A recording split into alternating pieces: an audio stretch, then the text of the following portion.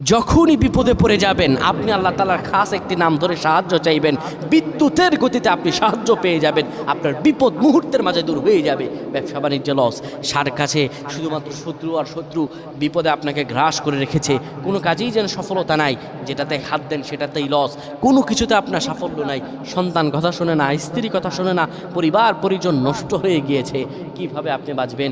প্রবাসে আটকা পড়ে গেছেন, আসতেও পারেন না, কোনো কাজও পাচ্ছেন না, আপনি আমলটা করেন। এটি আমার কথা নয়, বিশ্বনবী মুহাম্মদ রাসূলুল্লাহ সাল্লাল্লাহু আলাইহি ওয়াসাল্লামের প্রিয় সাহাবী হযরত যায়েদ রাদিয়াল্লাহু তাআলা আনহু, তিনি একবার মক্কা থেকে হিজরত করে যখন মদিনায় যাবেন, ঠিক সেই সময় বিপদে পড়ে যান। ওনাকে একটি লোক বিপদে আটকে ফেলে এবং ওনাকে হত্যা করার চেষ্টা করে। তখন তিনি আল্লাহ তাআলার এই খাস নামটি ধরে সাহায্য চেয়েছিলেন, আল্লাহ তাআলা তাকে বিপদ থেকে মুক্ত করেছেন। সুবহানাল্লাহ। সেই দোয়াটা কি?